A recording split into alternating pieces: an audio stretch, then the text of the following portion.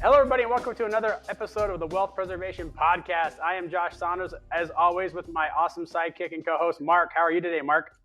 Doing great. I am really excited for today's episode. If you heard James's last episode about how he got started, very entertaining, and we're going to dive into what he actually does, what people pay him money for, and really know a little bit more about Raven Careers. So, James, how you doing?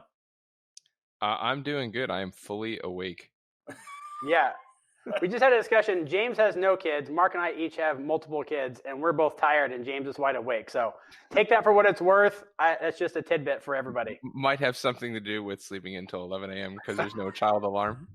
Hey, people can make their own, deductions from that, but that's just, Yeah. We correlation is not causation is all I'm saying. Yeah. we had to train our kid to not get out of his room until 6:30 because he was like coming into our bed at like 5 a.m. just like, Dad, breakfast, Dad, let's go, Dad. And I'm like, dude, no. That's a good reason to back off. Kids. Yeah, and we've seen him waiting in his room, and then as soon as 6:30 hits, he like bolts for the door. It's like, man, that dude is like ready to go. How do I bottle that energy? The secret to life. Well, hey, it was really cool. We had James on the previous episode, and he talked about kind of his, origin story and how he got Raven Careers up and going. He talked about getting furloughed twice, and just the ups and downs of being a pilot. And it's kind of very appropriate that we're doing this episode because, not to timestamp it too much, but we are kind of hopefully at the tail end of COVID. The aviation industry has gotten like the 1-2 triple gut punch as far as hiring goes. And so, pilots are running around with their hair on fire. What am I going to do for a living? Am I going to get furloughed or not? And so we're really excited to talk about really, what James does, how he helps not only just pilots out, but just gives career advice in general and how to go after stuff. Because I think a lot of these topics that we're going to talk about are, just span across, basically any industry, just on a little different flavor. So James, why don't we kind of just recap your origin story real quick? Give us like the condensed 2-minute version story about how you got to Raven Careers, and then we'll kind of dive into Raven after that. Yeah, I mean, it's actually even easier than that. I got laid off. I couldn't find a job, so I decided to start a business charging other people to help them find jobs. That's kind of it, man. It's really not that complicated. And what do we say? Those who can't do teach, and those who can't teach consult, right? There you go. Exactly. Yeah. $10 from Vistaprint, and you're a consultant. I mean, look, at Raven Careers, we do cater to aviation professionals. 90% of our clients are pilots. About 10% are going to be mechanics and flight attendants and so on and so forth. But the reality is, all of the services that we provide and the lessons that we teach and the guidance that we provide actually applies outside of aviation. So my patient number one, right, my very first client was my wife. That's kind of how I figured out a lot of like the teaching techniques. Patient number two was me when I lost my job. I then tested all the techniques on myself. But the funny thing is, originally when the business started and it was just me and I didn't have anybody on staff, it was all different folks outside of aviation that it actually started with friends. And so I started helping friends, and then they started sending their friends, which now I no longer knew those people. So, the overall concept was, though, in 2010, when I lost my job, the idea of starting a company to help people in the aviation profession get a job was stupid. And it was stupid because there were massive competitors in that market. And those massive competitors had been around for 30 years. They had name recognition. They had the client base. Josh, you worked with one of them. I did. Yeah. And the reason is because they have this name recognition. Everyone knows who they are. They had a lot more money to throw at the problem. So here I come along. I'm nobody, right? I'm just some guy who lost his job. So there's these huge competitors in the market, number one. And number two, the hiring market was in the toilet. So now all these huge competitors are going after this much smaller pool of clients. So what? I'm going to come in with my no money, no experience, and no name, and I'm going to take them out? Come on, right? Yeah, and just to So timestamp that, because it's kind of interesting. I mean, that was, you were at NetJets, right? yeah, Flying around rich people, athletes, and actors, mostly rich yeah, business owners, because actually athletes precisely, don't make as much as people think they do. precisely. But that was 2008 and 9. NetJet.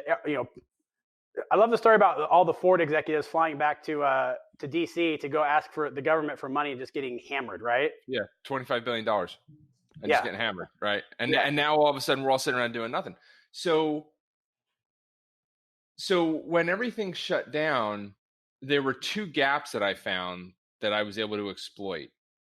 So the first one was, yes, those competitors were all huge and they were in the market for a while, but they were only catering to airline pilots. They were not catering to corporate pilots. Gotcha. So if you were flying a rich person around and you lost your job and you call them up, they went, okay, yeah, we work with corporate pilots, and they would give you the exact same service they would give an airline pilot. Which is different, yeah. For anybody that's not a pilot, that's like taking your car to a boat mechanic and him going, don't worry, engines kind of all work the same way. I mean, yeah, sort of, but not really. Right. Like there's a couple of key differences here. Like one of them goes underwater and the other one doesn't, right? Okay. Right. So you had these massive companies that said, hey, we're basically going to ignore 50% of the segment. Right. So there was this segment that was underserviced, underutilized. Nobody's looking at them. Okay. The second thing was, I said, I don't have money to start a website. I don't have money to do any marketing. So I joined pilot forums where now I could go literally read the problems people are having in their own words. Right.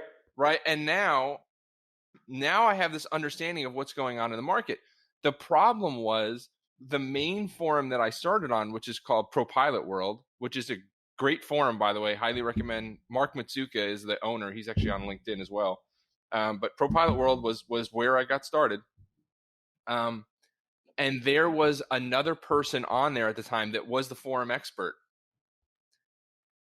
And I had to wait about 6 months or 9 months. I don't know if something happened in her family. I don't know. She just stopped posting. So I jumped in and filled the gap.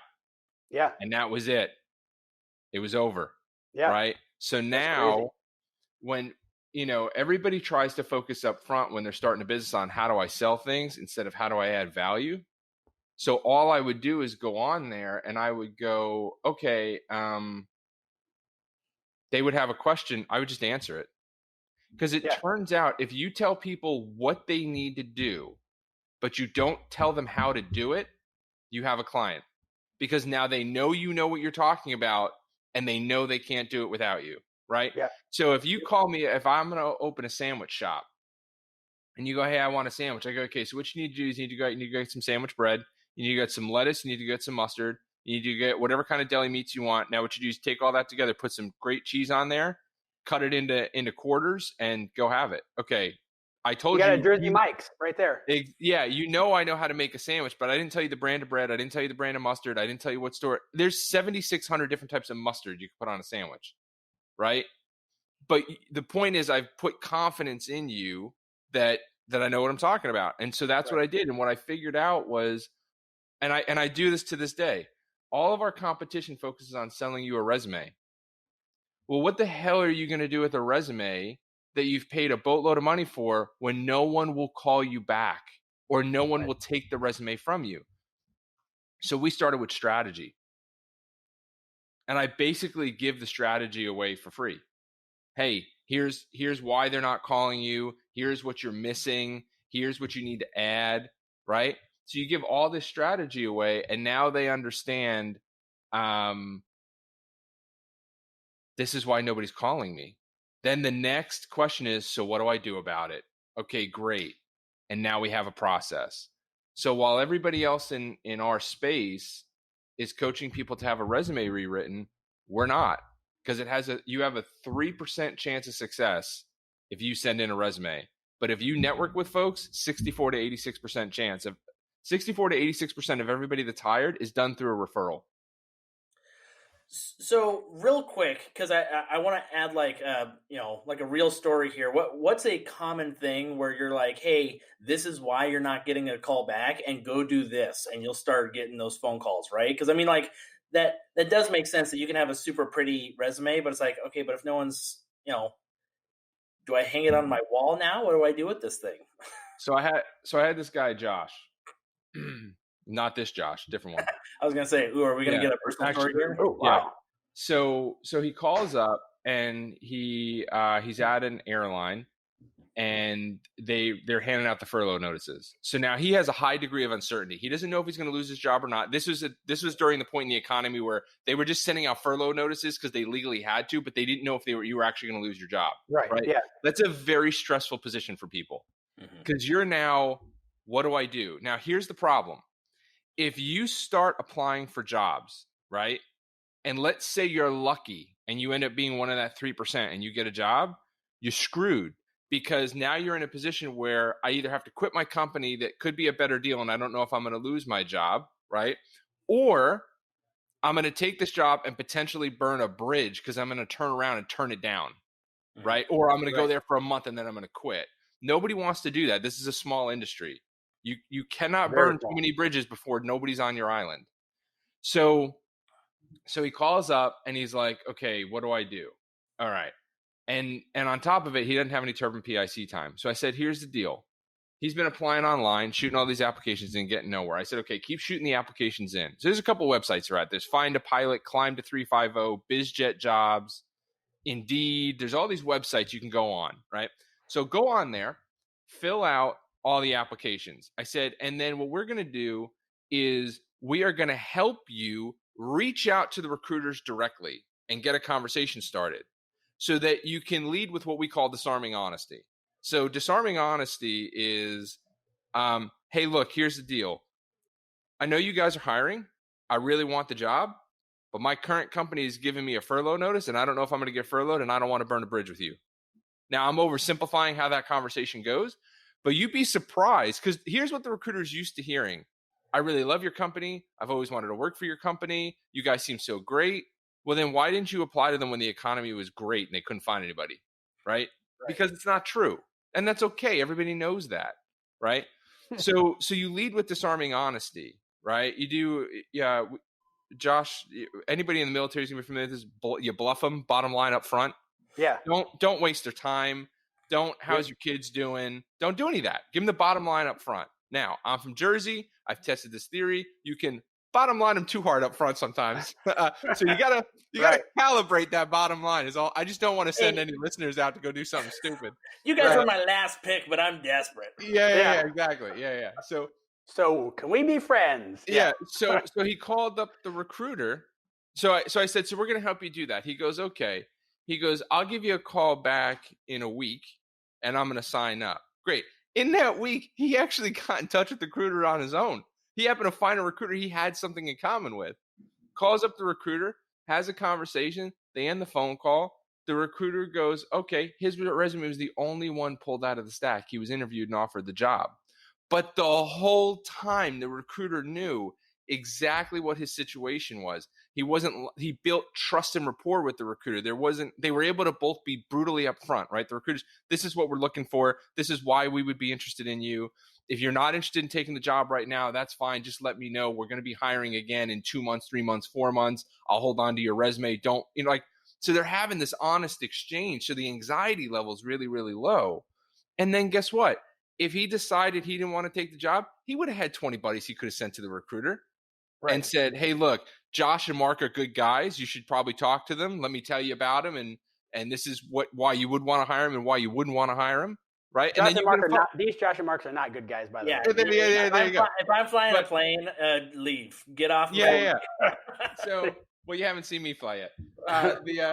So whereas this was the fundamental problem that led me to start the business is when I lost my job, I was looking for somebody to help me and everybody wanted to sell me a resume.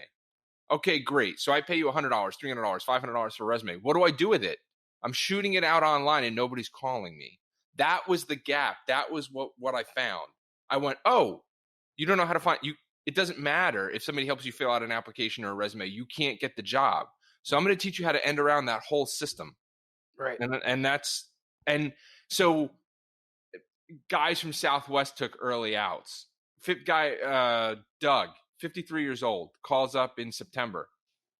He can't spell LinkedIn, right? I mean, 2-finger typer, right? Yeah.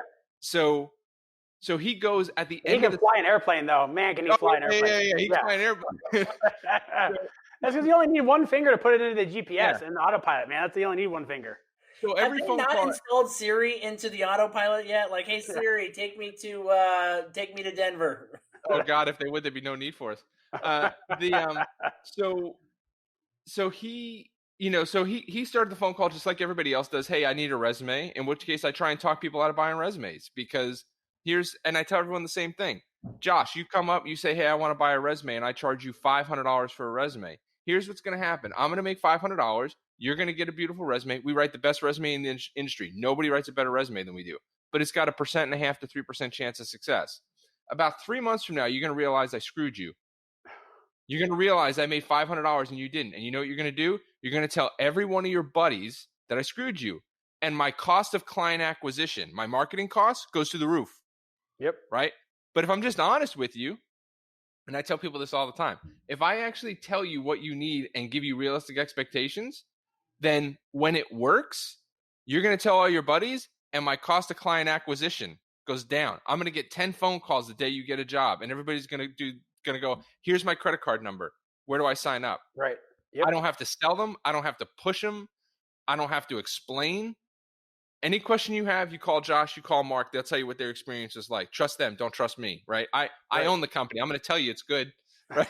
Right. You know what I'm saying?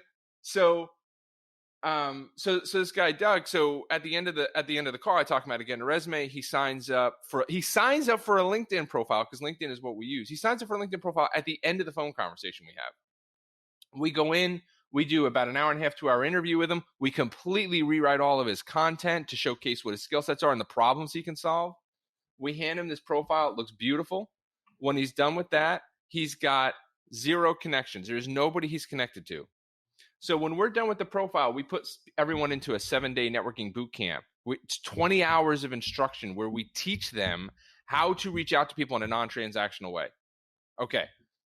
So there is a week break in between when his profile is completed and we put him into the 7-day networking boot camp. He makes 14 connections on his own. 14. Woo. Okay. Wow, man, that's good job, Doug.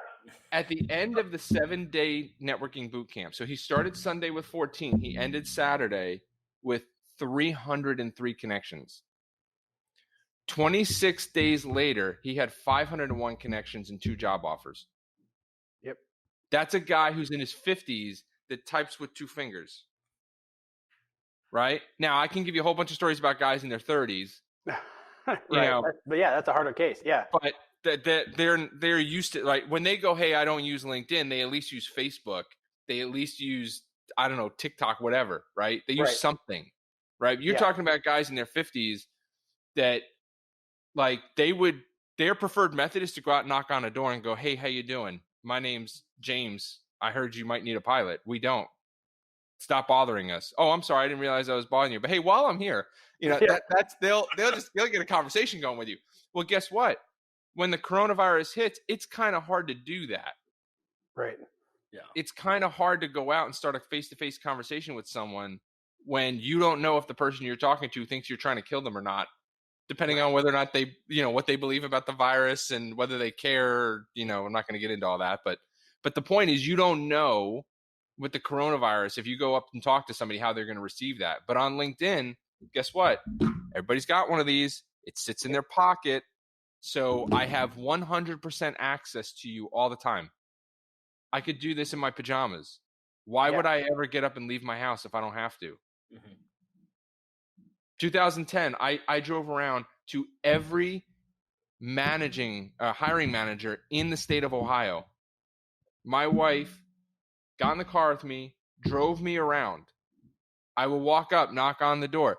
Do you know how many times you drove 2 hours to go, Jet's not here, they're out flying? A bunch of it, yeah. I went down to Procter & Gamble. Has a flight department in Cincinnati, Ohio. It's about an hour and 45 minutes away. I drove an hour and 45 minutes. Huge security gate. You pull up to the security gate, ding dong. Security guard comes out. Hey, what can I help you with? I'm looking to hand in my resume. He goes, for a flying position? Yeah. He goes, hold on. Goes back in, I don't know, chief pilot, line pilot. Hey, this guy, James, is here. He wants to hand in a resume. They go, okay. Security guard comes back. He goes, they told me to have you hand it to me. That was it. I handed it to a security guard. And he went, I'll make sure the right guy gets it. What's his name? Can't tell you. Oh, good. Yeah. Was this a waste of time or not? Yeah. You would waste all this time. Meanwhile, the guy inside who's got one of these, right, got LinkedIn on it. I could have just shot him a message and gotten to him directly. Now, if the message was, hey, how you doing? Would you like to hire me? Crickets. You're not going to get anything back. But if you can create a message, I call it punching them in the face. If you can stop them dead in their tracks, right? Like I'll give you a real easy one that works, and you can use this outside of aviation too, right?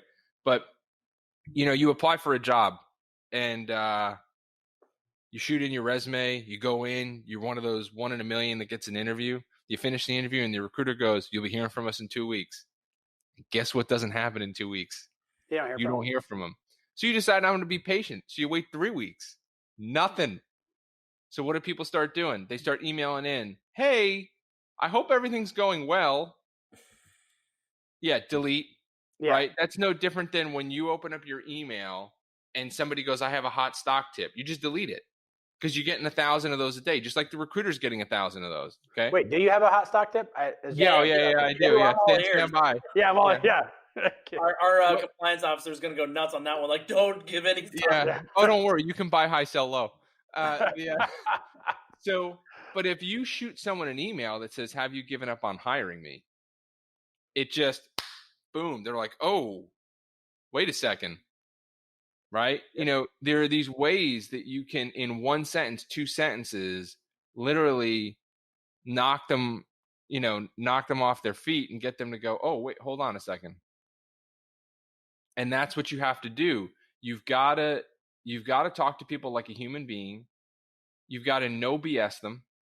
You can't lie. You can't, right? Like, hopefully the folks that are listening can hear in my voice, right, that I'm being honest and sincere in what I'm saying.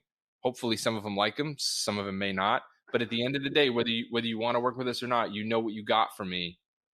I meant it, believed it. I was sincere about it, right? That's the biggest thing you're trying to convey to people when you're trying to get a job, is that you're sincere, that you mean it. And you've got to do something, right? When somebody's getting 1 million phone calls a day and 1 million people are going, hey, just wanted to see how or what can I do to be more competitive? Or, I just want to tell you how much I was just thinking about that really interesting thing you said in the interview, and it really caught my attention. Nobody cares, right? Yeah. They don't. Nobody cares. You're boring. Nobody cares, right? You've got to, boom, you got to hit them. Now, I don't mean physical violence. Don't actually punch a recruiter. I promise you that won't work, right? No, that'll probably give you a little bit of a black mark for a while inside the industry. But your words proverbially have to punch them in the face and hit them, and it had no more than 2 sentences. Yeah. So James, I've been around the aviation industry for a while, and the hiring process and all the different websites and all that kind of stuff. Why is it so haphazard, and why is it feels like kind of a mess, right? I mean, everybody's kind of hiring a very similar skill set, but they all are looking for different things to do the same thing. Is that true or not? Yeah. So there's a couple of reasons for it. So the skill sets that go into making you a good pilot typically make you a horrible business owner. Sure. And people don't realize that. So to be a good pilot, what you're basically trying to do is figure out every place that there's risk and get it to 0. Yep. But that's not how business works. So now you go to a company, right? Now you could be Delta, you could be American, right? Or you could be Comcast Cable, or you could be Google, right? And I'm not picking on these companies individually, right? Like, I'm just picking random company names that people know. It's not a reflection on their hiring department, right? So now what happens is you have a pilot that comes in and does the hiring. So what they're looking for is, how do I make this as simple and as low risk as possible? Oh, well, I'm data driven. So why don't I go to a database that can give me a whole bunch of random numbers about pilots, like flight times and approaches and landings? That's great. That doesn't make a good pilot. Right. Right. I mean, I got a couple buddies at United, and I remember when one of them first got hired, I said, so how do you like it? He goes, dude, I'm a food and movie critic. He goes, I sit in first class and I eat meals. That's it. That's what I do. Yeah. Right. So you got a guy that's got 9,000 hours doing that. And now you have a corporate flight department, and you need a guy that doesn't have any issues cleaning toilets in between legs. Right. Like, so they're trying to hire based on data, but people don't function on data. Right. A good employee, there is no data point for a good employee. And so it turns out hiring people is tough. That's why. So one of the benefits of folks that work with us is I am constantly talking to aviation directors and chief pilots and recruiters and helping them through this. Right? Now, that is a mutually beneficial relationship, right? When they call up and they go, hey, we're having trouble finding somebody, and I can go, okay, explain to me what you do on a day-to-day basis, right? Well, we fly from here to here, and this is what the passenger is like, and yada yada. Okay, cool. Now, why did the last guy not work out? Well, X, Y, and Z. Okay, cool. Now I can think through a Rolodex of clients that we have and go, well, let me tell you about experience that these different people have and why. I had a guy the other day I talked to. He wants to get into corporate aviation. He's been flying for, 15 years, 20 years. He left flying for 5 years. He had a gap, right? In that gap, he trained horses.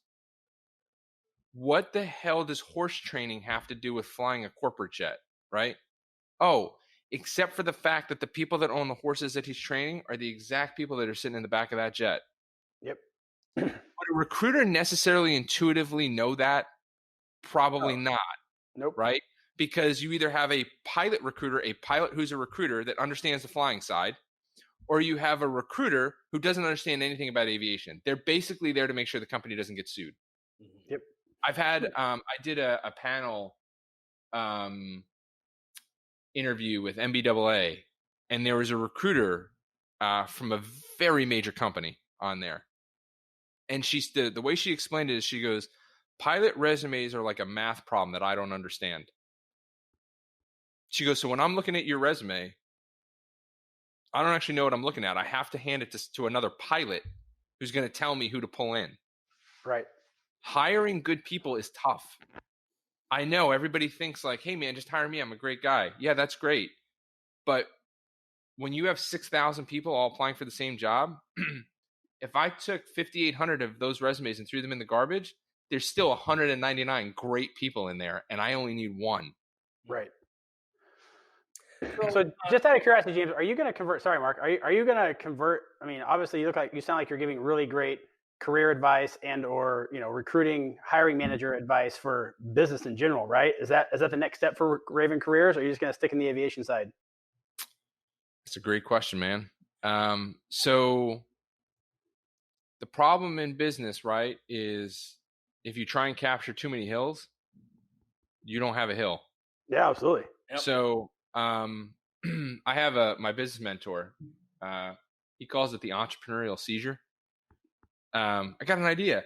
So the way he's explained it to me, and I'm completely stealing this from him because he's really, really smart. So what I like to do is steal his advice and then pass it off as my own, so people think I'm wise. So this is James's advice right here. This, and I'm going to pass it on. So yeah, this 100% did not come from Scott, guys. This is all James. So yeah. So what Scott said is he goes, hey man, do you ever watch like any of those alien movies or a horror movie? And I'm like, yeah. He goes, doesn't it irritate you when the alien is almost dead and all they got to do is just that one more punch or that one more spike in its chest and the alien's dead, but they go and walk away? That's what you're doing. He's like, kill the alien. Yeah. So yeah. So that's the way I think about it is there's a lot of opportunity out there and we can help a lot of people. But I want to help pilots. Sure. And the next natural thing might be, hey, look, a larger percentage of our business becomes flight attendants or mechanics and we will eventually move outside of aviation. I mean, Whether that'll be a decade or 50 years from now, I don't know. Whether I'll own the company or somebody else will, I don't know. But no, I mean, we specialize in pilots. We're very good at it. We have the relationships in the business. It takes a long time to build those relationships. Yeah.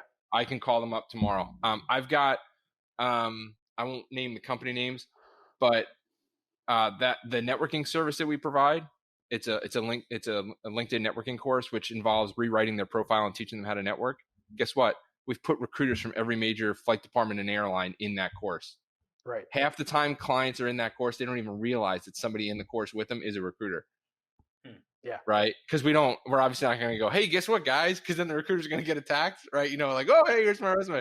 But the reason our stuff works is because we take the recruit, like, I'll take a United recruiter or a Delta recruiter. Right. I'll take a recruiter from a Fortune 500 flight department and put them through the course.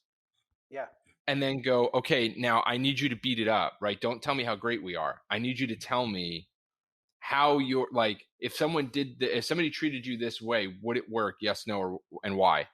And we're constantly tweaking, like, the idea of like developing a course or a service and it's static. It's not. It's constantly adapting to what's happening in the market. Sure. So if I were to go do that outside of aviation, I'd have to put an equal amount of effort and energy into that, and it's really hard. Yeah. So real quick, because I love the, just kind of the concept of like, hey, people are looking at data and they're very data driven, and that's very like, left brain analysis where they're just like, oh, flight time, landings, whatnot. And that applies like, that applies on non-pilots too. People are looking at like, oh, how long do you stay at this company? How long do you stay at this company? Without thinking that like, hey, he may have been a terrible employee for 5 years at that company. Right. So what, do you do anything within the resume to say like, hey, we got to find some non-data driven strengths? Everything we do about that is non-data driven. So perfect. The funny thing is everybody calls up and they're like, so I'll use pilots as an example just because it's easy, but this would equally apply to a computer programmer. Sure. Right. This would equally apply to a doctor. People that have very concrete, like, I've got these certifications, I've done this many surgeries, I can program in these code languages, right? Anybody that has a really data-driven job, right? Like, this doesn't work for a painter, right? Like, you're not going to talk about, I know whatever, these right? Many colors. Yeah, exactly, right? I can paint by this many numbers. So that's the Mark Seither painting course, by the way. Yeah, exactly. Finger painting for adults. Numbers, I go up to 10. That's as far as I go. So they call us and they're like, okay, I can't get someone to look at my resume. Okay, great. How many different ways do you think I can write you have 9,000 hours on your resume? Because I can think of one. You just write the number 9,000. I mean, I guess technically two. I could spell it out. Nobody's going to read that, right? Okay. So there's another thing from Scott. This is now a podcast about my mentor, Scott, by the way. James took all Scott's advice and made it way better. Way better. Yeah. First podcast, we're learning about your wife. Now we're learning about your mentor. So yeah. So one of the things, because this applies in business as well, is this concept of people think like when they start a business, if I just get a pretty website, right? If I get really pretty business cards, people are going to they're going to want to become a client. No, they won't. Right? I mean, it doesn't work that way. You can go spend 10 grand on a beautiful website. Nobody will call you. They won't. Okay. Then you can spend another 10 grand with somebody who will SEO optimize it. You're still not getting any phone calls. It doesn't work because humans make decisions emotionally and then they justify the decision logically. Right. They do not make logical decisions. And I know there's a whole bunch of people that are probably like slamming their fist against the desk right now because they're either pissed because they think I'm lying to them or they're pissed because they know it's true. So it's a very emotional response. Yeah, exactly. And if you think men are logical, so I'll give you a real good example of what I do. So I walk in because pilots are mostly conservative, and I am what's called oppositional defiant, which means I will disagree with you just because I like arguing. So I will walk into a crowded lounge. No, you won't. That's not true. No, you won't. Yeah, exactly. So I walk into a crowded lounge of conservative pilots and I turn Rachel Maddow on and then I hide the remote. Do it all the time. I love doing it. So, and what I do is I do that to prove to folks on my staff that humans are emotional because watch what they're doing right now. They're kicking and screaming. It's not logical. Okay. So pilots think that if I can get the right data point optimized in the right order, it's like SEO optimization is how they look at their resume. If I can put a keyword in this exact right spot, maybe it's because my format's off and the resume scanner isn't getting it. No, that's not it. I knew I should not have used Times New Roman. Yeah. Well, and this is how recruiters actually hire. So there's a difference between minimums and competitive minimums. So here's what happens, right? A recruiter has to come up with some type of job description, whether you're a pilot or not a pilot. So let's just use pilots, for example. You need 5,000 hours. You need international experience. You need this type rating. They're going to list a whole bunch of things, right? You can literally just go through your resume and check them off. You can put them on your resume. Well, guess what? You're going to email in your resume. And let's just say the top thing says 5,000 hours. They're going to get 4,000 resumes for every job. And that's not an exaggeration. They're going to get 4,000 resumes minimum for every job. Okay. So now the recruiter goes in, and this happens one of two ways. Okay. The recruiter will actually, if you apply online through an application, it goes into a database. It basically works like Microsoft Excel, right? That's your best case scenario. Right. Your worst case scenario is they decided they want to save a couple bucks, and you're actually just emailing in your resume. So let's take the database example. What happens is they go into the database and they go, show me everybody that has 5,000 hours, and 3,000 applications show up. Well, they're not reading through 3,000 applications. So what do? Fine. Show me people with 6,000 hours. You got 2,500 applications. Not good enough. 7,000, 8,000, 9,000, 10,000. Until you get down to 100 resumes. Right. And they'll do that with flight time. They'll do that with master's degree. They'll do that with, okay. So here's the dirty little secret. Those metrics are arbitrary. They are guided by what the database will let them put in there. So if they can go jack the flight time up to 10,000 hours and they still have 3,000 applications, they'll go, okay, good, PhD. Oh, that went down to 3. Now remove that one. Okay. Master's degree. Oh, 500. Okay, good. 500. Okay. Now, let's see somebody that has 1,000 hours of term PIC time. 450. All right, 2,000 hours of PIC time. They just are arbitrarily making up data points to get that stack lower. Right. Well, guess what? The recruiter knows it's arbitrary. So if you submit a resume in, you're beholden to an arbitrary process. But that's why our clients constantly are networking and they're getting hired without the minimums. Right. And people are going, why did that guy get hired? I have way more X than he does. Yeah, but it never mattered. Right. It was an arbitrary metric they had to make up. So we're just shortcutting that system. We're going, hey, we know the metrics are arbitrary beyond a certain point, right? So for example, if company X buys a brand new jet and nobody in their flight department is qualified on that jet, and the insurance company goes, we will not insure you to fly that airplane unless you have somebody that has 1,000 hours on that jet, then that's a hard minimum. Yep. You have to have 1,000 hours on the jet. You can't get around it. Mm-hmm. You'd be shocked how many of those minimums, though, are not. That is a 3% of the time, 2% of the time situation. Right.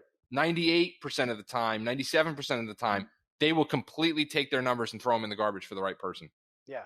So I've told family members this too that have tried to apply for jobs and things like that. As a recruiter too, I think so many times they put like the dream candidate on a piece of paper, right? Like, needs to have a PhD and, all of these ridiculous, basically hoops to jump through. And they want to take a $25,000 a year salary and they want to be able to travel 299 days a year. They do all this and people won't apply for it either, right? Because they'll be like, oh, I don't meet those minimums. And I'm always like, go apply. Like those are like the dream candidate numbers, right? So here's the part that people get confused about. People think job descriptions are about finding the right candidate. They're not. They're about lessening the workload on the recruiter. Right. No, yeah. I'm not knocking recruiter. Like it's real easy to take recruiters and turn them into punching bags. Yeah. But if you sit down with a recruiter and you take a look at what their job is, it's damn near impossible. They're being tasked with, you need to find me the perfect person and don't waste a lot of time and money doing it. Right. So it's really easy to get on recruiters and recruiters are stupid and they're lazy and it's not true. Sure. If you look at the job that they're being asked to do, find me the perfect candidate for the least amount of money spent and time spent doing it. Right. That's a high pressure situation. Oh, and by the way, I know pilots think, or anybody thinks all the time, like, well, they should just talk to people like me. I'm a good guy. Yeah, great. everybody the recruiter gets on the phone with is lying to them. And if you don't believe that, think about what you say to the recruiter when you get on the phone with them. Right. So not only do they have to find the perfect candidate in the shortest amount of time for the least amount of money, but now they got to be a professional lie detector. That's why the bottom line up front works so well, because when you drop the recruiter's defenses, when they realize, oh, this person isn't BSing me, they're not lying, you have a very honest conversation very quickly. Right. It's beautiful. Mm-hmm. So what happens is that job description, read job descriptions. I do it for fun because I'm a loser. And you don't have to sleep until 11, so I mean. Yeah, well, yeah, exactly. What else do you think I'm doing at 3 a.m? Is watching YouTube and reading job descriptions for jobs I'm not applying to. But they're garbage. Yeah. They're garbage. They don't tell you. I mean, I had somebody call up the other day.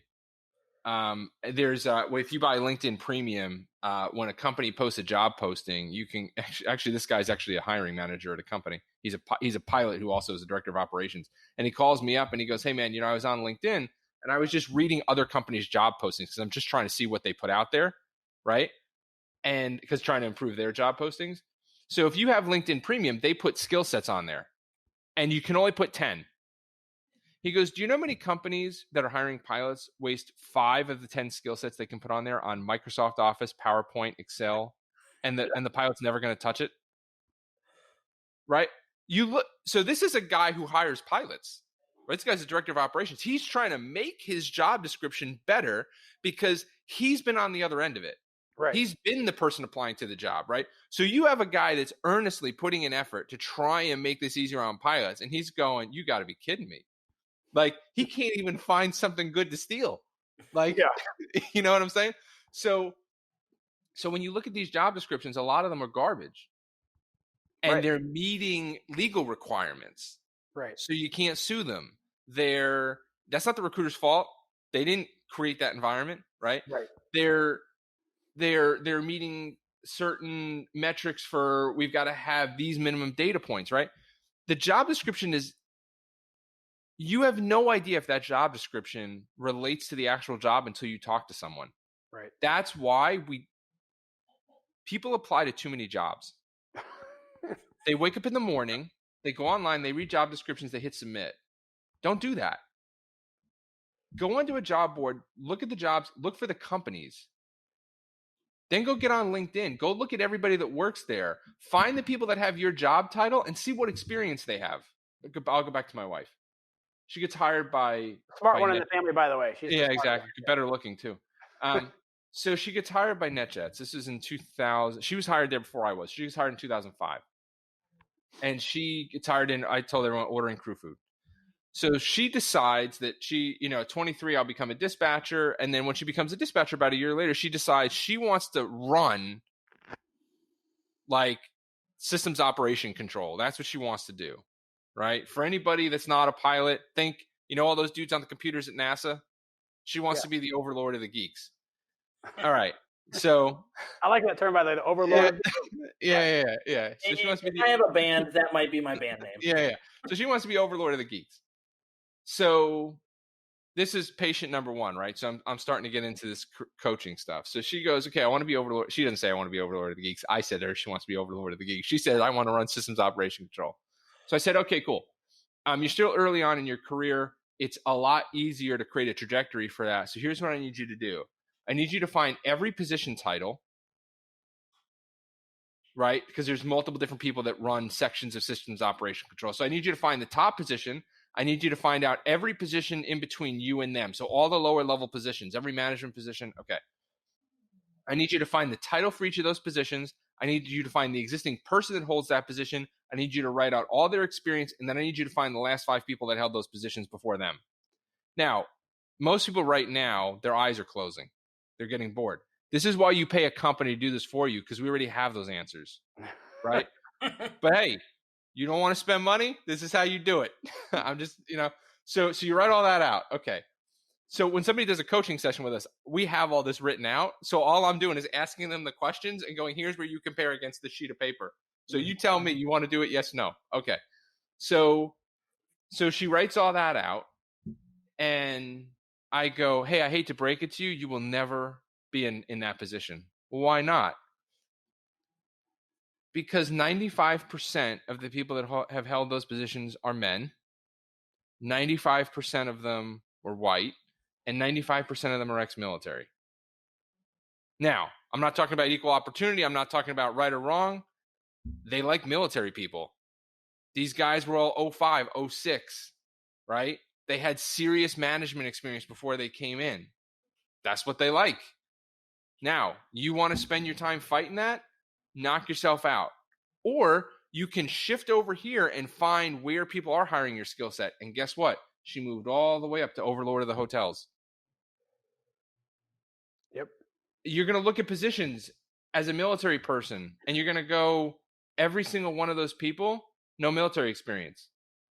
Does that mean you shouldn't apply? Not necessarily, but it means you have to time box how much effort and energy you're going to put into it. Mm-hmm. Right? My current position, there's, I think, 150 people in the U.S. that do the position. There's 10 of us that are not ex-military. We have a combined Air Force detachment with us, right? When I interviewed for the position, I networked with the chief pilot. He flat told me, I was internal in the organization I currently work for. I just held a different position. He flat told me, he said, there's no way we will hire you. You're not ex-military. Okay, cool. So I apply. They stopped taking applications at 125 applications. They interviewed 10 people. They hired 3. I was the only non-military person hired. I'm not saying it's not possible, but I spent a lot of time and energy learning exactly what experience they needed to see, how it had to get put on the application. There were other people before me that did get that position that were non-military. So I had to figure their path out and do the exact same thing that my wife had to do, right? So just because the chances are low doesn't mean just because it's improbable doesn't mean it's impossible. But you gotta ask yourself, how much time do I want to spend on something that's improbable? Right. If you're employed at another company and you really want to work at this new company, you can afford to spend months or years. Right. But if you're out of work and you're running out of mortgage payments, you don't have that time. Yeah. It's just like investing. You can short a stock if you can afford to lose boatloads of money while, you watch the movie The Big Short, right? And you watch those numbers going down and down. He had the capital. It's the same thing in your career. You got to have the capital. You got to have the time. You got to have the resources to wait it out. You're not going to win big on a small risk. It just doesn't work. Yeah. So a couple more questions here, and I want to kind of hit COVID because I know we're time stamping it, but the COVID and how it's affected. We may not be time stamping it. We don't know yet. Yeah, true. Yeah, I hope we're time stamping it, but yeah, true. So you work with a lot of pilots. Pilots are kind of known as being kind of cocky or arrogant. As a I don't know if that's a true statement or not, but especially the jet guys. So what is it like working with guys? A lot of people, guys and gals, that exude too much confidence or think they have crap all figured out. How do you disarm that? Marketing. We don't attract those people. I'll give you an idea. So we got F-35 test pilots. 3/4 of the guys that were in the adversary squadron are right. Dudes that you would think like, oh, big watch. Super cool. Yeah. I had one guy. It was a military guy who was looking to switch into civilian, and there was another much higher ranking military guy that was in a civilian position, and he gets on LinkedIn and he goes, "Hey, I realized you're connected to this guy." He goes, "He's not in the military anymore. What do I call him?" And I said, "I don't know. I call him Bob." But I don't know what you should do. I don't know what the protocol is, right? Like, what do you think? Because when we're interacting with people, right, they have a need. Yeah. Right. Their need is, I need a job or I need X. So we're on a very level playing field, right? Because we don't do that game where like, hey, we're above you. So, we get to talk to some really cool people that are like obscenely high in different organizations that, are very well known throughout the industry. And it's a very casual conversation. Believe it or not, pilots put on a good show of toughness. But at the end of the day, everyone's a mom, everyone's a dad, everyone's a brother, everyone's a sister, right? And we're all just terrified of providing for our family. Yeah. And so like I said, on the out and like when I'm in the cockpit and I watch these guys, if I was in the situation, I'd do this. Really, I've watched guys way tougher than you cry. So don't tell me what you're going to do until the great prophet Mike Tyson. Everybody's got a plan until you get punched in the face. Right. What we find more often with pilots, it's not arrogance, it's awkwardness. Okay. So pilots are mostly introverts, and they are very to the point. Sometimes their directness, that laser focus, that I'm here to get the job done. So hey, that James, can real quick, get in their way. If the pilot career thing doesn't work out, you could go into like a dating service. That might be number 2. The dating service for pilot. You'd be shocked how many of our clients are like, this stuff works in dating, right? You're like, yeah, I know. You're like, did you lurk her past 5 boyfriends and do analytics on what kind of jobs they had, what kind of money they had? Exactly. Like, well, looks like I'm buying a BMW. She only dates dudes with BMWs. James, that's free for you. That comes with no cost. You can take that and run with it. Yeah, I'll take it and run with it. Yeah. But yeah, so, and the other thing that they struggle, they don't know what the right thing to say is. They just don't. They don't know how to sell themselves. Because if you think about it, the problem with data-driven career fields is, let's think about this, right? Like, I've got 10,000 hours of accident-free flying. Okay, so to be clear, you're advertising you never killed someone. That's not exactly, like, that's an expectation. That's not right. Like, that's a base, like, So when you go back from there and you go, all right, so what metrics does a pilot really have that somebody not a pilot understands? Like, right. I'm really good at programming an FMS. I'm sorry, what's an FMS? Right? Like, I have great customer service. Well, when was the last time you heard someone goes, I'm shit at customer service? They don't, right? Right. So they have a really hard time quantifying. So once again, they hire emotionally. So they have a really hard time trying to quantify that. So they just try and give them more data, right? Like, if you've ever, putting more data on your resume is kind of like walk into Best Buy and walk into the TV section and take the box and flip it around and read the technical specs that the engineers wrote. That like huge panel of useless numbers of Kelvin and watts and all those other things that none of us understand. That's what you're handing them as a resume. Yeah. Right? You're handing them useless data points that I call it the Microsoft solution. It's technically correct, but completely useless. Right? Like, I hope you guys aren't sponsored by them, by the way. Or if you are, you're not. If you were thinking about approaching it, it ain't gonna happen now. Yeah, now it's done. Yeah. So cross them off the list. No more emails. Bill Gates was next on my phone list today. Yeah. I guess I'll just bump down to Jeff Bezos. Yeah. But don't give them the Microsoft solution. Don't give them, same thing when we do salary negotiations, because we coach people they want to walk in with salary surveys. Nobody cares. Mm-hmm. You're going to walk in with a salary survey and they're going to go, yeah, that's great. I don't want to pay you that. Boom, done. Your whole 30-minute presentation got undone with, well, I don't want to. Like, you got to build leverage. You build leverage through emotion. You don't build leverage through data. Yeah, I'm telling you, the dating service is going to be huge. I'm telling you right now, James. When you, and you know why I'm good at it? Because I'm a redhead. You had to get good at rejection. That's what every one of our clients. I tell the same thing. I go, you know what your problem is? They go, what? You weren't born with red hair. You know how hard it was to get here. The rejection I had to go through. You at least look good, and people think you're intelligent. I got nothing going for me. I'm from Jersey. Like, you don't understand. You don't understand. If you take dating advice from the good-looking guy, take dating advice from the redhead who's married. Yeah. The best compliment I ever got was a guy when I was a trainee at Colgan, and he turned to me and he goes, "Did you go to Riddle?" And I went, "Yeah." And he goes, "And you're from Jersey?" I went, "Yeah." He goes, "Wow, that's shocking." I go, "Why?" He goes, "Well, you're not an asshole." I went, "What?" Thank you. Thanks. Yay. Yeah. So don't Microsoft solution them. So hey, let's just real quick. So I mean, I know. So obviously, COVID has like destroyed or hurt or damaged, whatever word you want to use, decimated many industries. The aviation and travel industry is one of them. We're hoping, right? Like we said, hoping we're at the tail end of it. We don't know yet. But, what do you think the aviation industry and then, the travel in that world is going to look like, coming out of this? Are there any, shots down range that you could possibly see? Yeah, I mean, So just within the because the travel sector is a lot more broad. So you're getting into hotels and Ubers and I get to have a lot of conversations about that with my senior travel partner over here who can. She starts talking in the meetings and everybody else is like writing and I'm just like, oh God.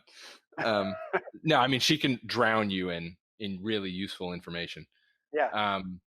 Why are we interviewing James? We need to get his wife. I don't know why you're interviewing me. Yeah. I'll give you her number. She's like I said, she's smart. It only took me. You know who the hardest person to hire was her. I had 10 years of begging her to come work with me. She finally said yes last year. I couldn't get my own wife to work with or for me, neither. So, but on the aviation side, this is not nearly as bad as it was going to be. So when we ran our projections in June, because I remember in the meeting when I said the number and everybody went, "Go F yourself." Our projection was 15,000 pilots out on the street. Okay. Now, when October came around, it turns out I was off by about 1,000 or 2,000. It would have been closer to 13,000 would have been laid off. But United, Delta, and American, through some programs, really either completely eliminated or severely reduced their furloughs. And now you have this new payroll protection, which we don't know what's going to happen. Is that going to create these? I'm actually concerned this new payroll protection is going to create more instability. So if you think about you're somebody that's out of work, right? And you just got laid off, you at least know you're laid off, go find another job. Now you're like, oh, I might get recalled and then laid off again in 3 more months. You do this rolling layoff thing and it's really hard to get your mind wrapped around what you need to do. But nonetheless, yeah, the airlines have had this huge drawdown, but 135 in charters has this huge increase. There's that people don't realize there's this massive shift in people that have money that want to travel that don't want to be on the airlines, first time corporate travel. Yeah. And so it may not be what you wanted to do. It may not be what you thought your career was going to be, but I'll be honest, as a NetJets pilot, hands down, I got treated the best by passengers of any place I've ever worked. Yeah. It's fun fishing in Wyoming. It's fun going to Aspen, right? Now, I get it. If you can't pay your bills, you don't care, but it's not a bad job. You fly with different people, you fly with interesting people. Now, here's the deal. We're not through the worst part of the coronavirus yet. So we don't know what this is going to look. And I know everybody's fatigued and everybody's like, hey, I want this over, but we could have a massive growth in cargo. We could have a massive growth in corporate, and we could have a massive growth in low cost. Cargo from the standpoint, if any of you are geeks and you know what neural networks are, an easy way to explain it is, do you have a well, you don't have a driveway, Josh, but Mark, hopefully you have a driveway. Yes. So if you think about it, you have a driveway that goes to your garage, right? And that driveway leads out to the street. But on the other side of it, it might be a fence in your backyard, right? Mm-hmm. Well, everybody, when they back out of their driveway, they back down the driveway and they go out through their cul-de-sac, out through their neighborhood, and then onto the highway. Nobody ever wakes up and goes, you know what? Screw it. I'm going to drive straight through that fence over my lawn and onto the highway behind my house, because there's no pathway there. Does that make sense? So yeah. Our cities have this whole road system, and we drive on this road system because that's just what you do. That's how you get places. Well, our brain works the same way. It has these pathways. It has this road system, right? Well, guess what? I could pay a contracting company to show up to your house and bulldoze that fence and pave a road straight from your driveway to that highway behind your house. And that's kind of what the coronavirus did. For the past 30, 40, 50 years, you had this road system inside your city, right? And when you backed out of your driveway, there was, on the other side, there was a yard and a fence and a pool. Well, coronavirus was just a contracting company that came in and said, guess what? Bulldoze the pool, pave over the lawn, level everything, and I want an access ramp onto the highway. Okay, it's a new neural network. It's a new pathway. What we don't know yet, because people are now every day driving down, they're now driving through what was their lawn, right? And when they first did it, first 2 months, they were pissed because they're like, this used to be a beautiful lawn. A year goes by and you start to forget what that lawn looked like. And you start to accept this is the new way of doing things.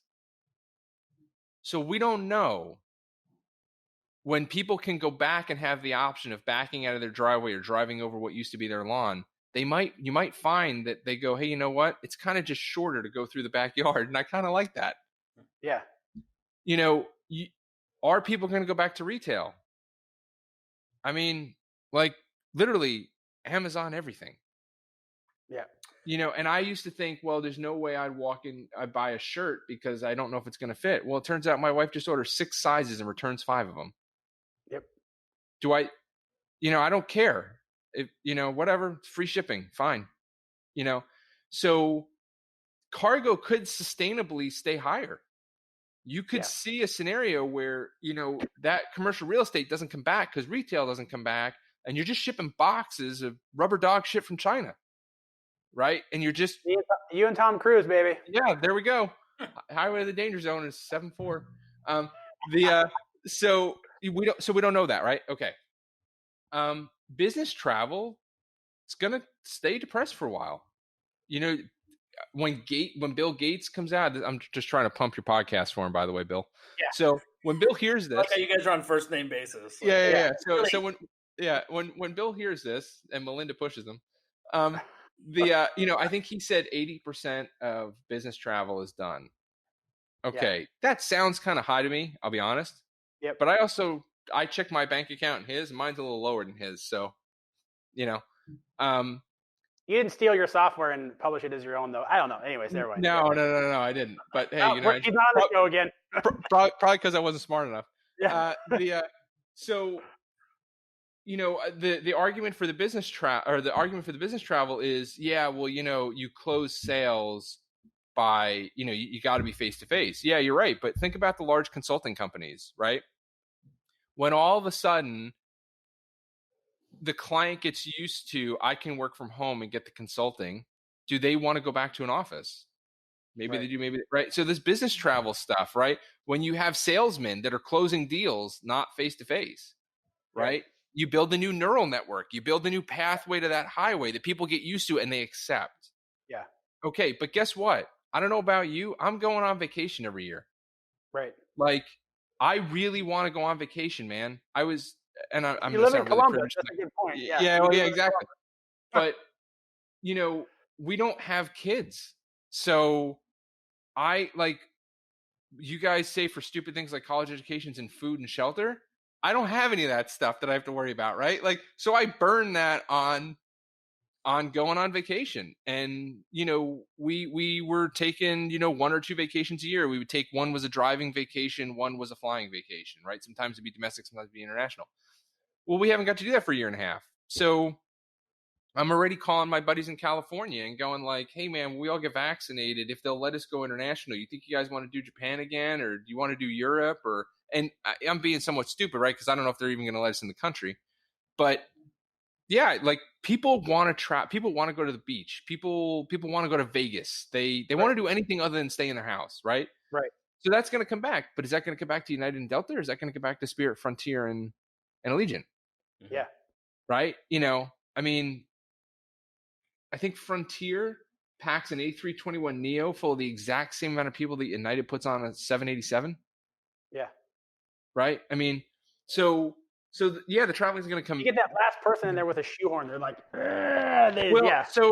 So when I was at NetJets, one of the big, they don't say it anymore over there, but when things started getting really, really bad, the guys I flew with go, this place is recession proof. You'll never lose your job. And which is stupid. Anytime you hear someone say something's recession proof, you need to take your money and pull it immediately. Yep.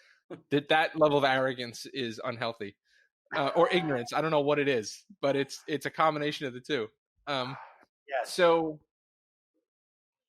they said, what you don't understand is these people will never fly the airlines, right? The saying at NetJets at the time was, we airline so you don't have to, right? They will airline me to an airplane to pick you up. Okay. So two things that they didn't realize. Number one, yes, they will fly the airlines, because if it comes down to losing your house or flying on a corporate jet, they're going to choose the house.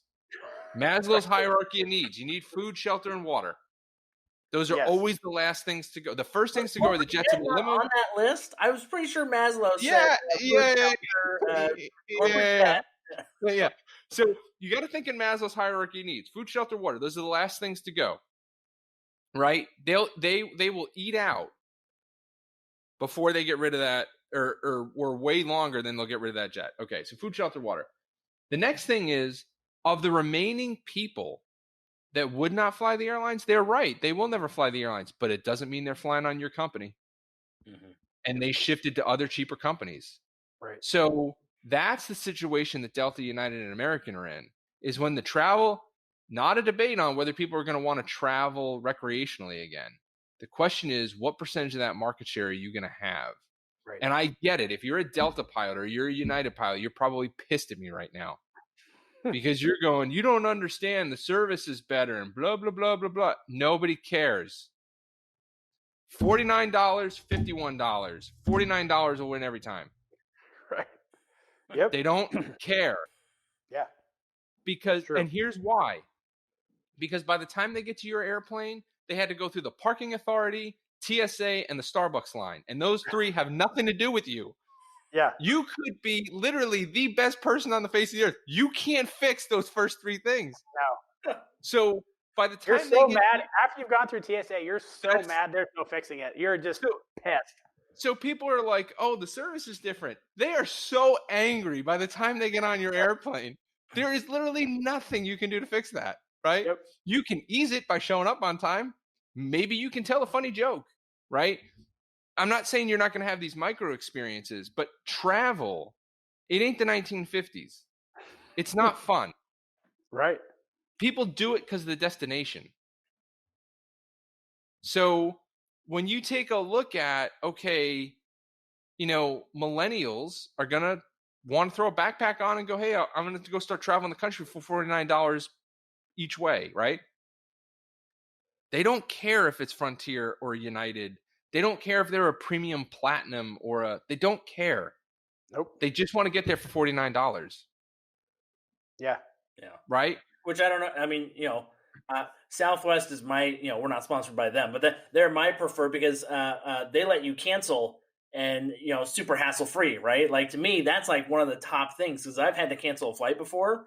Yeah. And like the whole okay, well, we'll give you a credit, but it expires in a year. Oh, like we can't extend that and all that mumbo jumbo. Like it is true. It's like, yeah, I don't care about the actual flight. I want just ease and no confusion.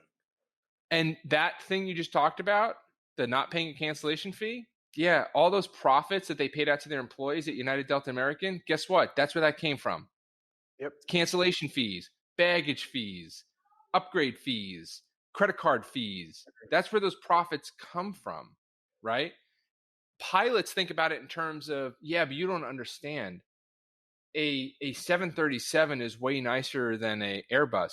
Passengers, they don't even know when they're not on United, right? They don't even know when they're on a regional airline, right? Like They don't know. They're like, passengers care about the things you just said, Mark. For some people, it's, can I get a direct flight? And guess what? Southwest is the one that serves me, right? So like I can go direct from Columbus to Oakland. My buddy lives in Livermore. So I don't have to go to San Francisco. Okay, cool. Now, I give up the opportunity to buy a first-class ticket on Delta, but I also don't need to do a stop. And Oakland's 3 miles and an hour and a half closer to my buddy's house. Yeah. You know what I'm saying? Like maybe 2 hours. Maybe 2 hours. Yeah. So the low-cost carriers have a lot of flexibility. They have much more streamlined fleets. They have much more streamlined costs. They can start making moves, right? They don't have to defend these large, expensive hubs. Now, I don't know. Maybe, like I said, we don't know what the travel patterns are yet. Those hubs may become a really valuable thing again, right? Everybody right now that's like, oh, this is dead. You don't know that. We're not through this yet. So what we know is there's some new pathways there. There's some new options, right? And we can watch Southwest is making their moves. Frontier is making their moves. Alaska, if you saw that, if you're on our email list, we sent you that safety dance video that kind of talks about how Delta was coming into their territory and just pounding them. And Alaska said, this is the strategy we're going to use. And now they're executing it.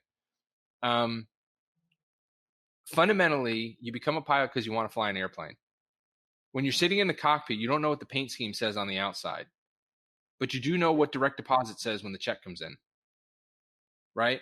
And yeah, you can look at, man, if I was flying a 747, I'd make this much money per year. But guess what? If you take a look at what an Airbus pilot makes at United, Delta, American, right, Frontier, Southwest, and you take a look at realistically how long will it take you to become a captain at United versus Frontier, and you take a look at, okay, well, I'll make captain sooner at Frontier than I would at United, and they're going to pay me this much, which is less than the United captain, but because I will have made that money for longer, when I check my bank account balance, it'll be higher. Who cares? Yep. Right? There's this, like, I get it. When you walk into a bar, you can tell someone you work for United, and for 3 minutes, they'll act like they're impressed.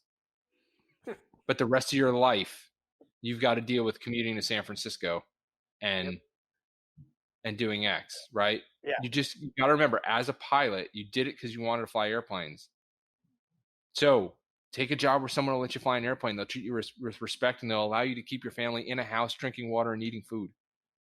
Mm-hmm. It's that mind shift of, we create this status hierarchy. I'm a pilot at company X, therefore I'm better than you because you're a pilot at company Y. I'm a pilot at company X on this fleet, you're a pilot on company X on that fleet, therefore I'm better than you. Right. And these things are meaningless. Nobody cares that I own a company. Nobody cares. Yeah. Nobody cares that I fly a King Air. Right? They don't care. When I talk to somebody and I go, "Oh, I fly a King Air," and they go, "What's that?" Right? Yeah. Okay. Do I get are you ever going to be a commercial pilot? Sure, I do. Do I care? No, I have weekends off. I'm fine. Right? Like, yeah. You got to be clarity with yourself on, why am I doing this? Makes for a much happier career. It just does. Yeah, absolutely. And now that I've pissed off 3/4 of the audience. We don't like them anyways. It's fine. To the career consulting too, with all those changes happening. I mean, what's probably the first thing you're telling people of, like, hey, you're not going back into the same market. Here's how you've got to adapt. If you want, here's how you need to start looking at jobs moving forward. Yeah. So, two things. So the first is the first offer that I make, which most clients are shocked about and happy about, is I say, let's do a strategy session, but I want to have your spouse on the call, because you need to have buy-in from everybody. Mm-hmm. Now, the funny thing about spouses is they remember everything you've complained about that you forgot. Mm-hmm. So, Josh and I are doing a coaching session, let's say, and he's going, yeah, I want to do X, Y, and Z. Right. And I'm sorry, I don't know your wife's name. Christy. Yeah. Christy. So Christy might sit there and go, yeah, you remember 10 years ago when you were doing X and Y and you hated it and you were complaining, and you're like, oh yeah. Right. So just having their spouse on the phone, so we get a full 360-degree view. And the way that I approach those sessions is, I go, look, everything is on the table. I'm putting everything on the table. You are in control of pulling the things off. Okay? Because I don't want to miss anything. So we throw everything on the table. I go, and I'm trust me, I'm going to give you some ideas you're going to think will be horrible, but it's because I need to know that you don't want to do it. Right? So put everything on the table. And once you pull it off, I have no control over putting it back on. Right? You are in complete control over whether it gets pulled off the table or not. Now, you can pull it off the table, it goes in the garbage. Hey, I put it off the table, I'm putting it on this side, the kiddie table over here. It might come back later, right? But now what happens is you have a realistic understanding of what the opportunities are and what the probabilities are. Right. So what I can do is give you a realistic idea on what the path is and what a realistic timeline. Because while it won't be 100% accurate, I can find somebody that has your experience that's done what you're looking to do recently. Sure. And go, here's the path that they walk down. Let me connect you with them so they can tell you where all the potholes are. You get a really good idea on what you're dealing with. Okay. Then we pull the things off the table. We're usually left with 2 or 3 or 4 things, but you're like 100% passionate about it. So when I go, hey, you got to run as hard as you can, you're game. Yeah. Right. The second thing is, I do have a tendency to communicate via 2x4. Sure. So, as many people need. Well, sometimes I've been told. When I say communicate by 2x4, it's not, listen, you effing piece of, right? It's when somebody calls up and because a lot of times people are on the fence. They have, you guys ever watch Shark Tank? You know, bone and mouth disease? Sure. Right. Okay. So bone and mouth disease is dog, just in case anybody doesn't know, dog has bone in its mouth. It's got its head down. It's walking and it walks over a puddle and it sees a reflection of itself in the puddle. And it goes, oh, a bigger bone. And it drops the one that's in its mouth to go grab the one, but it's really just a reflection in the puddle. A lot of pilots have bone and mouth disease. When you're making $200,000 a year, $300,000 a year, $150,000 a year, $100,000 a year, and you go, everybody goes, oh, I know I'm going to take a pay cut. I mean, 20%, you're like, try 60, right? I mean, and depending on what your experience is and where you can go and, you know, whatever, right? Some guys take 20%. Some guys get pay increases. You know, I had a guy just the other day, we did an interview for one of our marketing pieces. He just got a job 2 weeks ago and he took a pay increase, right? Mm-hmm. But if you're making $200,000-$300,000 a year, you're not taking a pay increase, mm-hmm. right? I mean, there's a 1% chance, but for the most part, you're not taking that pay increase. Okay, mm-hmm. So people will call up and they'll get really, you know, I don't know what to do. Should I do this? And what they're doing is they're trashing really good opportunities because they think there's something better coming down the line. Yeah. Well, usually what I do is Ghost of Christmas Past. Hey man, here's what this is going to look like. Right. And so sometimes you got to give people some tough love and you got to go, look, man, I don't want to see your family. Cause that's where it comes from for me is I don't want to see your family on the street. Mm-hmm. Seriously. The whole thing is I don't want to see your family out on the street. I you know, I've been down that path. I've had to move out of my house. I've had to move across country. You know, I don't have kids. So once again, living separate is not as big of a deal. Mm-hmm. But if you have a 2, 3, 4-year-old and your kid doesn't see you, that's a big deal. Yeah. Right. It's trying to keep you in your house. And sometimes you gotta, you know, you have, as another one of my mentor sessions would call, he goes, we're going to have a clarity session. We're going to get to clarity. So we just get to clarity. Yeah. Perfect. Oh, Josh, I think you're muted. I had gold there, Mark. I had gold. Okay. And that's going to solve your problems. Anyway, moving on. Yeah. No, I think for anybody listening that's a business owner, entrepreneur, anything, I think you need that time, those moments of clarity where like, hey, you know, this is the nuts and bolts. This is the brass tacks. And, you know, take all the extraneous BS and be like, this is how it's going to work. And you're like, okay, that makes more sense. And you can move forward from there. Yeah. And as well as like not listening to all those, like, you know, because you get it all the time on LinkedIn too. Like people messaging you like, hey, this is going to 10x your business. This is going to do this. It's like, you have to be realistic. You know, the bone and, you know, was it bone and jaw is what you said? Bone and mouth disease. Bone and mouth disease. Yeah. I love that. That's definitely going to be a quotable, short. Yeah, we're gonna exploit that one. So that's what you brought up is a good point though, because that's actually what creates the problem. Is what you see on social media is not real, right? That's people showing you their hashtag best life. Yeah. And so just to give you an idea on how strong that is, right? I don't think I've ever told this story publicly. So, like I said, I'm the guy that coaches everybody, right? I'm the guy that you know. So the strategy sessions are done by me, sure. Right? Now, in terms of actually executing that, that's 100% our staff. Yeah. Right. Okay. Cool. So all the strategy on salary negotiation and getting hired by X company XYZ, right? So 2016, I think it was. And my wife and I, we go on walks every day together, 5 miles, 7 miles. And because otherwise I wouldn't leave the house because I'm a loser. You're reading job descriptions every day. Yeah, because I'm reading job descriptions and sleeping until noon. So we're on this walk, and I turn to so I'm at this point in my current job. I'm flying a King Air. I'm making less than half of what everybody else that's flying an airliner is. And we're having trouble keeping staffing. So my workload's increasing. Like instead of flying 10 days a month, now I'm flying 15, 17, 20, right? And because I'm watching my buddies buy new houses, I'm watching them buy boat. And I don't like boats and stuff, but that's savings for me. Mm-hmm. Yeah.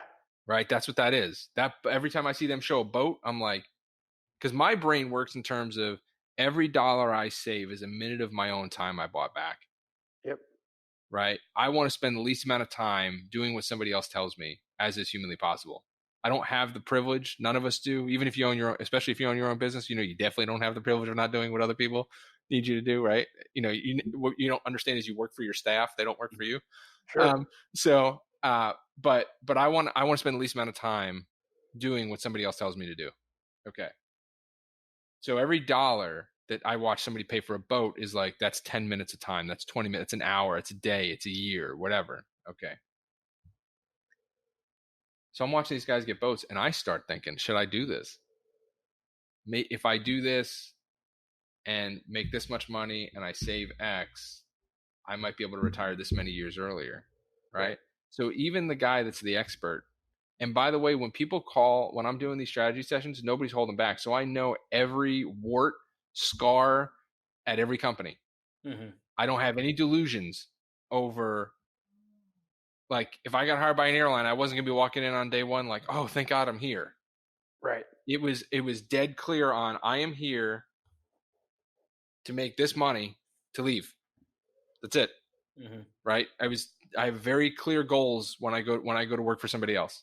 Now, I show up, I work hard, I smile, I give the best customer service of anybody you're going to have on staff. No offense to anybody else that provides great customer service, right? So my game's on when I'm at work, but I'm very clear as to why I'm there.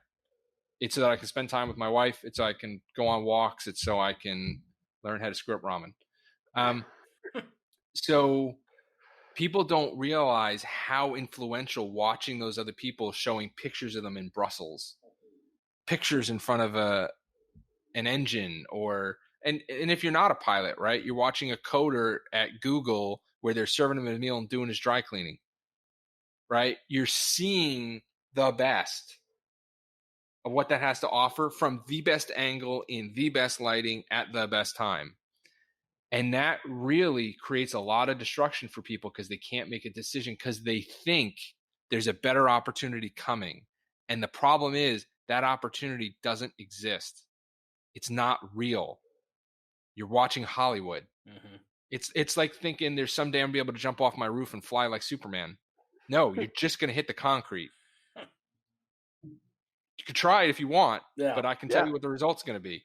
You're not, and I don't care how hard you want it or how much you believe, you're never going to jump off that roof and not hit the concrete. Which kind of taps into what you were saying early on, where you're like, we are emotional. We do not actually think logical, right? Because, I mean, logically, people realize that, like, hey, the most optimal outcome is probably not in the deck of cards for me, but everyone still is like, okay, I'm just going to, I don't know, hit a few more cards. Let's prolong this game a little bit longer, see if I can, like, stack the chips up and win big. It's like, it's not going to happen. Like, take what you have. No. When you're down $100,000 in Vegas, you don't try and win it back. You walk away. You're not making it back. You walk away. Or maybe run. Well, that was when I got, like I said, when I got laid off in 2010, I was making $90,000 a year and I was flying a jet. I got a job running a flight school for $60,000 a year. Every one of my friends told me I was an idiot because it's a status decrease. Nobody wants to take a status decrease because their ego's attached to it. So I took a job running a flight school, making $60,000. Okay, you're an idiot. That's going to look horrible on your resume. You took a step backwards. You're never going to be able to explain that. You're worth 90. No, dude, you're like a house. You're worth what someone's willing to pay for it. And right now they ain't willing to pay 90 for your house. They want to pay 60. So what happened to me? I took a status decrease. So now I'm just a lowly flight instructor, right? Okay. I ran the flight school, so I was DO. Nobody cares when you're DO of a flight school. You're a friggin' flight instructor. Let's be honest, right? I'm just now I'm just sealing my own ego. Yeah. Okay, so I took status degrees, flight instructor. All right, I took a 30% pay cut. What did my friends do? They kept the status. They were a furloughed NetJets pilot, making $1,600 a month on unemployment until unemployment ran out, and then they became a regional FO. Yeah. Right now, when they became a regional FO, I got a job at another company where I was back to making 90. 6 months later. Mm-hmm. Now, guess what?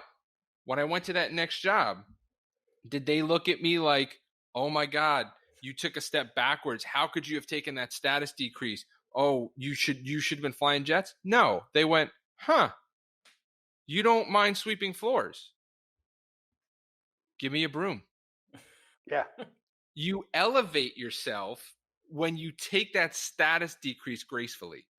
Mm-hmm. When you take that status decrease where you go from senior executive of X, captain, right? Jet pilot, whatever that status, whatever that crap you have in your head is that you think makes you special that nobody else gives a shit about, right? When you shed that gracefully, ooh, man, they are lining up to, you know how hard it is to find someone like that? That is very true. Wow. Yeah. Yeah. So take the status decrease early, take it quick, because you're going to take it for a less time. Mm-hmm. Sure. Don't sit at home doing nothing. Yeah. Yeah. With absolutely. the fancy title on your LinkedIn that you check 50 times a day to see if anyone's messaged you back. It's no different when we have our team meetings, right? And 3 folks on the executive team are hitting on a good idea and it's getting around lunch. I go, hey, all right, what's everybody want to eat? I'll go grab lunch. Somebody at a lower status than me will go, no, I'll get it. No, you're coming up with a good idea. I'm not doing anything. Right. Let me serve you. Let me make sure you guys are fed, right? Just tell me what you want, and then I won't interrupt, and I'll come back, and you guys can tell me what the answer is, right? You got to be able to take that, and it works in everyday life.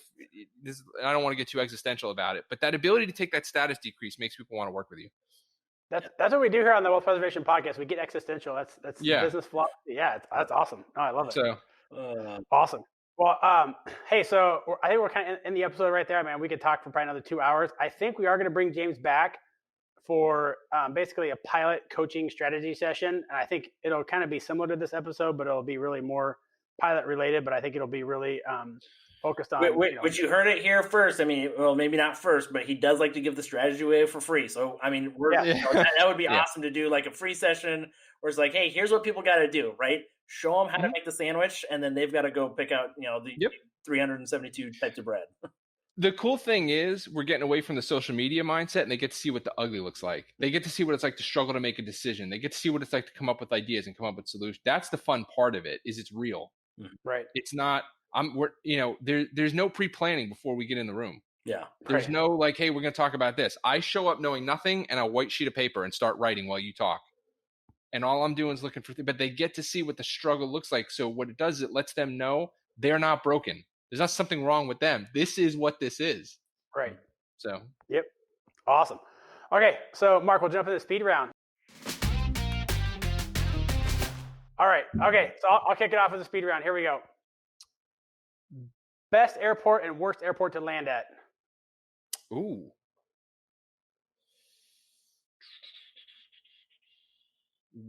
The worst. Oh man, I'm trying to think of what the worst one was. Aspen was fun, just because it's like crazy stupid when you're going in there. I remember when I was trained to go in there, I said to the check airman, I said, "Are the passengers in the back stupid enough to trust us, or are they just as scared as I am right now?" So that was definitely the best. The worst is LaGuardia, hands down. Okay. I hate LaGuardia with a passion. I think that would be a general pilot consensus. Yeah, I hate LaGuardia. What is it? Is it worse on South Flow or North Flow? South Flow? That's like saying what section of hell is hotter. Yeah. It's all pretty hot. I mean, true. We're dealing in Kelvin here, so I'm sure there's something with a degree difference. We're not even on the Celsius and Fahrenheit scale anymore. I love it. If you were to remake any pilot-based movie and could replace yourself as the main actor, which movie and who are you replacing? Oh God! See, we were talking about Top Gun earlier, but I'd redo Jerry Maguire, and I'd be Jerry Maguire. That's a close correlation. I mean, same actor. Yeah. I'm trying to think of flying movies. Definitely Airplane. Yes, but I'd be the inflatable autopilot. That's what Yes. Not based on a plane. I mean, you've got a real Samuel L. Jackson vibe to you. Oh yeah. Yeah, Snakes on a Plane. And the reason why I would redo Airplane. So when I was flying the Saab 340, it's turboprop. It has a thing called reverse thrust, which basically means when you land, it stops very quickly and you don't need to use the brakes. So, and the brakes are very touchy on that airplane. So the first officer was never allowed to use them. Well, then I transitioned into an Embraer 170, which is a jet. and the thrust reverse doesn't do anything other than make noise. So we touch down and we land, and I go in a full thrust reverse. And you know that scene in an airplane when they go gate 1, gate 2, gate 3, gate 4. So that's what I'm doing. And finally the chick airman goes like, dude, are you going to use the brakes? I went, oh, I'm allowed to use them? So I would have gone sailing right off the end of the runway at like 90 miles an hour. You know, we were just like sailing by the terminal. Like, you know, I'm like waiting for this thing to slow down. So that's the scene in the movie that I always think of. I've actually done that. So. I love it. Yeah. All right, next question. 3 or 4 things people need to stop doing on their resumes.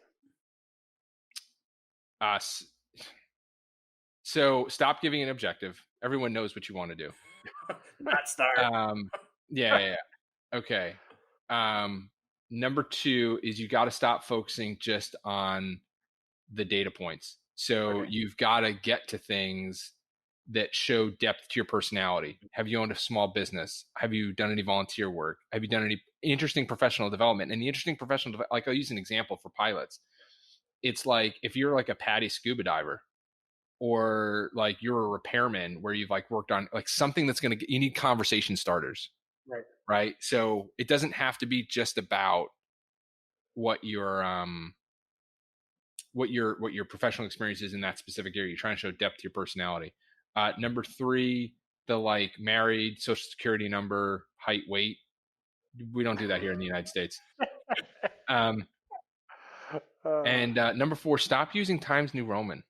So here's an actual useful trick for anybody who's a pilot or non-pilot. So there are approved resume fonts. They're called serifs, and they're approved because a resume scanner can read them. Times New, like if you take a resume that's Times New Roman, right, and it's an entire page, if you switch it to Garamond, which is the smallest font, it'll take up 3/4 of the page, so you can get up more information in there.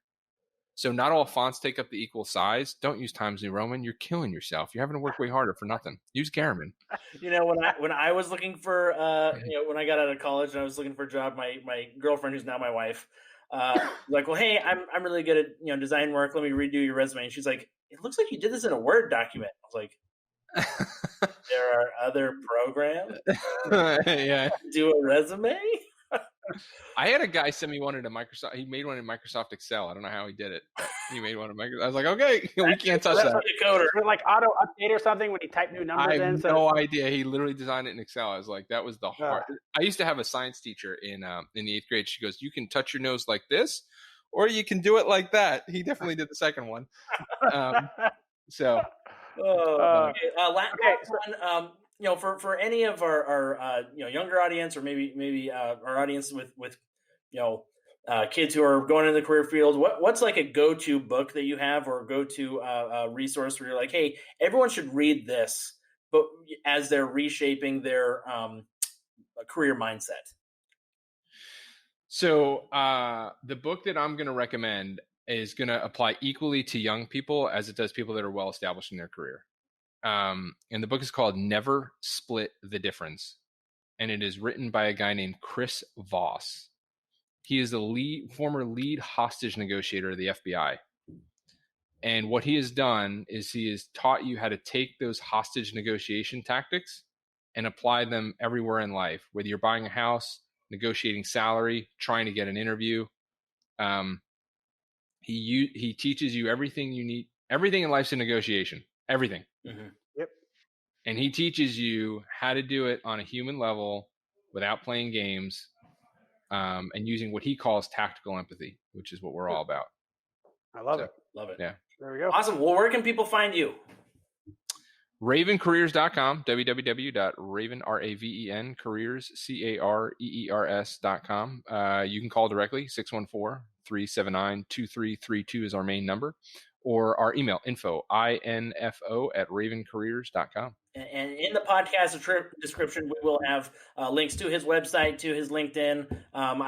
We'll make sure it's super easy to get a hold of James. But James, yeah, to be honest, if they go to the website, hit contact us, they're gonna put their information in, and they're gonna get a link right to my calendar immediately. That is the easiest way to get time with me. Is just go in, contact us. You're gonna get it's gonna take you to a calendar. It only shows times that I'm available. You put time right on my calendar. There you go. So perfect. Yep. Easy money. Cool. Awesome. Well, James. Oh, go ahead, Josh. No, I was going to say thank you very much for being on. No problem, man. How did it go? Thank you, everyone, for listening. Once again, nothing we say can be taken as tax, legal, or financial advice. So don't take anything you said here to, definitely go seek professional help. Go to contact us on ravencareers.com and book time on James's calendar directly. Do that first before you do anything. So have a good one. And looking forward to the next episode. But James, thank you so much for being on. Thank you very everybody. much. Bye. Thanks, James. Appreciate it. Thank you.